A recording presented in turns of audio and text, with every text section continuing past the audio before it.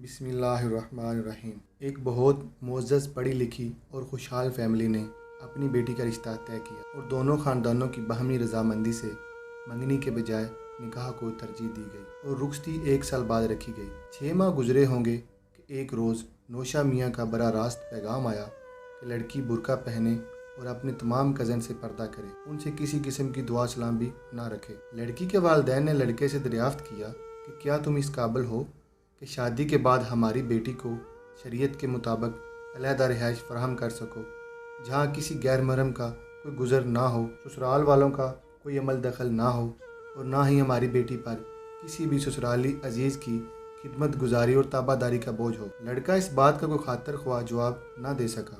वो तो खुद एक मुश्तरका घर का मकीन था, जहाँ उसके कई और भाई भी मौजूद थे। ना ही वो कोई आला तलीम याफ्ता था।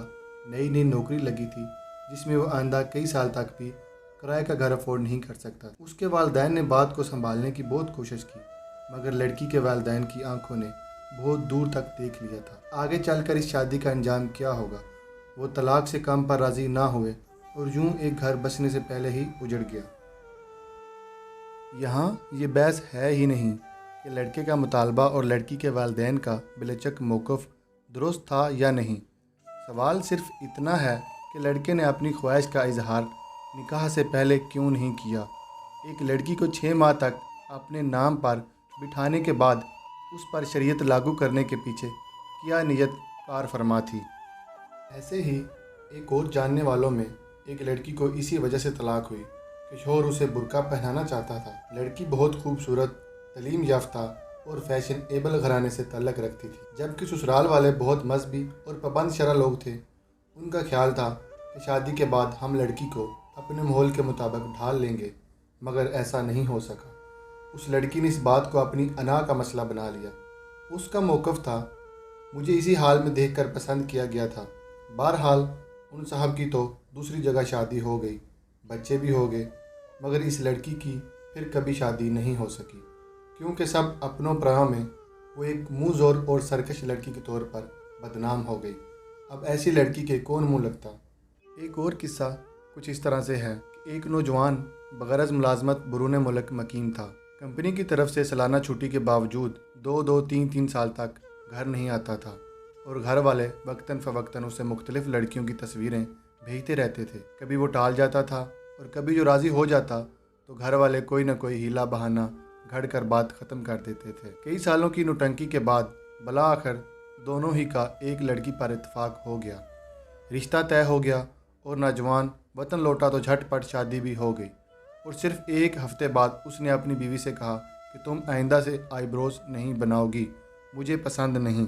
लड़की सख्त हैरान हुई, क्योंकि उसके शौहर के घर की बल्कि पूरे ख़ानदान की ख़वातीन का दूसरा घर ब्यूटी पार्लर होता था। कोई फैशन ऐसा नहीं था जो वो ना करती हों। ऐसे में यह शख्स, जो कोई बहुत मजहबी भी ना था और ना ही उसकी जहरी सूरत हाल ऐसी थी, जो अपनी बहनों और भाभीयों के ब्यूटी पार्लर यात्रा की पेमेंट अपनी जेब से क्या करता था, तो बीवी से ऐसा मुतालबा कि वो खुद घर में भी कभी आईब्रोज नहीं बनाएगी, यकीनन हैरान कुन था।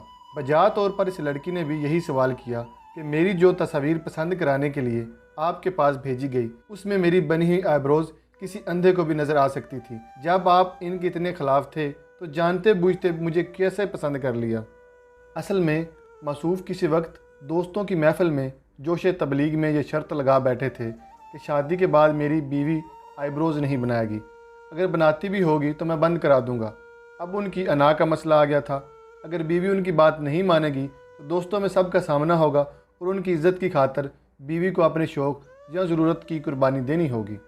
हैरत की बात यह है कि उस नौजवान ने दोस्तों के साथ ये शर्त नहीं लगाई कि मैं अपने निकाह में आई हुई औरत को हर कीमत पर अपने साथ रखूँगा, ऐसे नामहरम रिश्तों के साथ तनहा नहीं छोड़ूंगा, ऐसे अपने ख़ानदान की ग़ुलामी नहीं दूंगा। उसका सारा दीन और शरीयत सिर्फ बीवी की आबरोज़ के दरमियान अटकी हुई थी, बाकी के अहकामात से कोई सरोकार नहीं था। अगर इस तरह ये लड़की भी ज़िद पर उतर आती कि मुझे इस तरह देखकर पसंद किया गया था और शादी से पहले ही वाज़ह क्यों नहीं किया था कि क्या नापसंद है, तो इस शादी का क्या अंजाम होता, जो कि इस यकीन दहानी के साथ तय पाई थी कि लड़की को बहुत जल्द शौहर अपने पास बुला लेगा, और ऐसा साल तक नहीं हो सका। ऐसे ही इससे मिलते जुलते और भी बहुत सारे वाक़यात हैं। यहाँ सिर्फ 3 मिसालें पेश की गई हैं। نکاح جیسے مقدس رشتے کی بنیاد ہی اگر جھوٹ اور کھوٹ پر رکھی جائے کہ ایک بار ہو لینے دو، بعد کی بعد میں دیکھی جائے گی، تو اس میں برکت کیسے آئے گی؟ سوچنے کی بات ہے۔